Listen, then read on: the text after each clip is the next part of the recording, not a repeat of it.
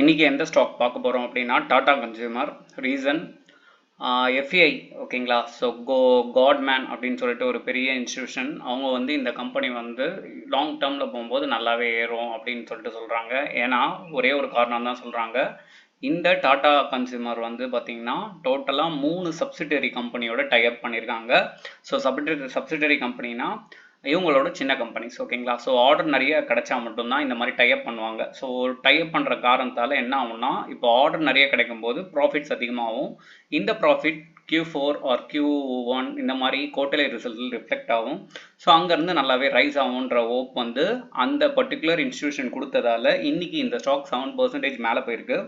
So overview டெக்னிக்கலில் நம்ம பார்க்கும்போது first எவ்வளோ டவுன் ஆயிருக்குன்றதை நம்ம பார்ப்போம், ஏன்னா அது ரொம்ப முக்கியம்.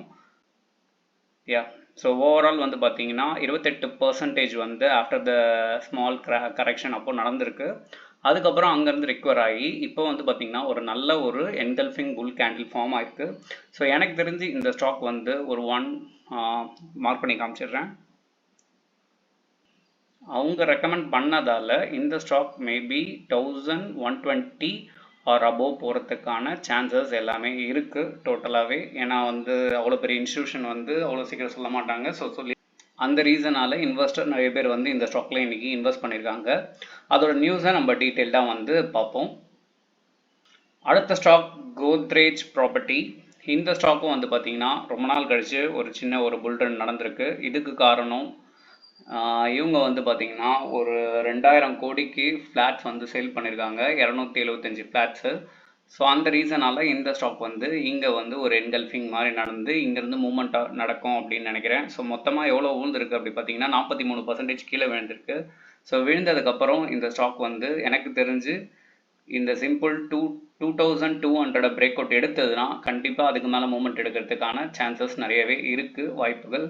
ஸோ அது போயிட்டே இருக்கலாம் மேபி. ஏன்னா வந்து அவங்க வந்து நல்லா வந்து அவங்களோட லக்ஸுரியஸ் ஃப்ளாட்ஸை வந்து நொய்டாவில் சேல்ஸ் பண்ணியிருக்காங்க. ஸோ இந்த 2 நியூஸும் நான் இப்போ உங்களுக்கு டிஸ்பிளே பண்ணுறேன் பாருங்கள். First Tata consumer. ஸோ சொன்ன மாதிரியே 7% ஏறி இருக்குது. யார் கொடுத்துருக்காங்கன்னா கோல்டுமேன், இவங்க வந்து கொடுத்துருக்காங்க. இவங்க வந்து ஒரு பெரிய American institutional which means FA அப்படின்னு சொல்லலாம். அவங்க ரெக்கமெண்ட் பண்ணியிருக்காங்க. ஸோ அந்த ரீசனால் நிறைய இன்வெஸ்டர் இந்த ஸ்டாக்கை இன்றைக்கி வாங்கி போட்டிருக்காங்க. ஸோ இது ஒரு ஃபஸ்ட் ரீசன். ரெண்டாவது அப்படின்னு வந்து பார்க்கும்போது ஸோ செகண்ட் கம்பெனி நம்ம பார்த்தோம், கோத்ரேஜ் ப்ராப்பர்ட்டி. நான் சொன்ன மாதிரியே வந்து பார்த்தீங்கன்னா 275 ஃப்ளாட்ஸ் வந்து நொய்டாவில் சேல் பண்ணியிருக்காங்க. அதால் இவங்களுக்கு 2000 கோடி ப்ராஃபிட் கிடச்சிருக்கு. இந்த ப்ராஃபிட் வந்து அடுத்த quarterly result which means Q4 அதில் ரிஃப்ளெக்ட் ஆகலாம். ஸோ அந்த ரீசனால் எல்லாருமே இந்த ஸ்டாக்கை இன்றைக்கி 4% வந்து ஏற்றி விட்டுருக்காங்க ஓகேங்களா. ஸோ நம்ம ஷேர் மார்க்கெட் பொறுத்த வரைக்கும் இந்த மாதிரி நியூஸஸ் வந்து நம்ம கொடுத்துட்ருக்கோம். So full and full educational base மட்டும்தான்.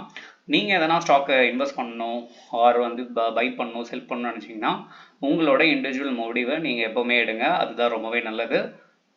இந்த மாதிரி ஷேர் ரிலேட்டட் நியூஸ் உங்களுக்கு தெரியணும்னு நினச்சிங்கன்னா நம்ம ஷேர் மார்க்கெட் சேனலை சப்ஸ்கிரைப் பண்ணி வச்சுக்கோங்க. தேங்க்யூ.